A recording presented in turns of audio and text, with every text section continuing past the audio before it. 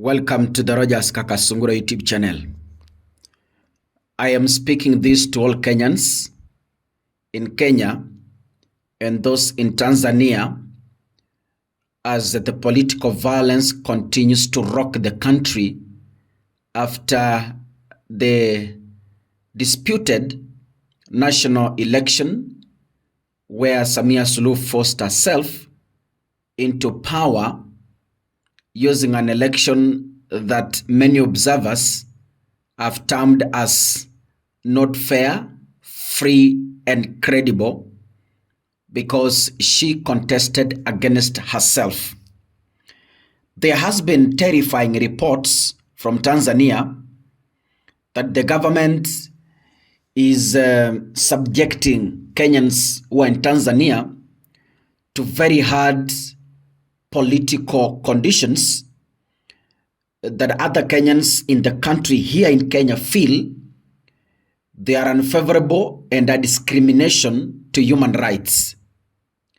This is happening in the wake where Samia Suluhu previously, before even the election, accused Kenyans of trying to fuel violence in Tanzania. During her swearing in, she also repeated the same and said those who were burning property and protesting in Tanzania were not Tanzanians, but foreigners who wanted to destroy Tanzania. The police, Jeshi la Polisi, also commented on the same and said, we have credible information that the people protesting in various parts of Tanzania are foreigners who pose as border riders to destroy property because, as we know, our Tanzanians are people who are innocent and they do not like violence. Tanzanians. We have made noise and we've been asking the Kenyan government to act on the same to make sure that our people in Tanzania are not subjected into discrimination, which might lead to the loss of their businesses and loss of their jobs. But as of this morning, I want to give an update that Kenya's Prime Cabinet Secretary and CS for Foreign and Diaspora Affairs, Musalia Mudavadi, released information yesterday evening and said he has initiated a high-level talks with the Tanzanian government to address the concerns over the safety and the welfare of Kenyan nationals. Kenyans had protested to the Tanzanian embassy in Kenya here, demanding the same. And Kenyans said they will be also protesting to Musalia Mudavadi's office to push the government to act on the same. The Kenya government, as we speak, has formally submitted details of specific incidents where the rights of Kenyans were reportedly infringed upon for the Tanzanian government to take action.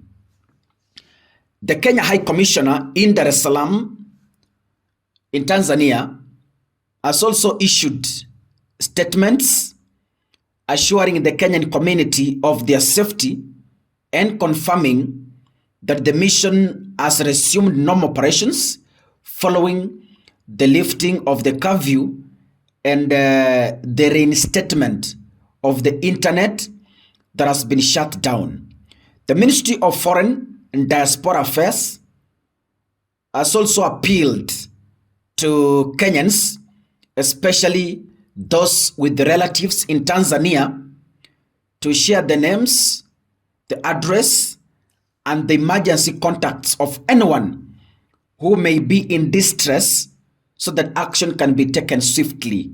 So as I am going on air, if you are a relative with someone in Tanzania as we speak, try as much as you can, reach out to those people, know their whereabouts, know the conditions they're working in or they're operating in case they're business people, and try to rescue the situation before it's too late. Kenyans have been urged to remain calm, vigilant, and law-abiding citizens. They have been asked to observe local news. You can also be following Kaka Sungura because I will be updating as things unfold. Or they have been asked to promptly report any distress in Tanzania to the High Commission through its emergency contact, which is +255 22 26 68 285. I have seen they have indicated /6. Allow me to speak to Kenyans in Tanzania.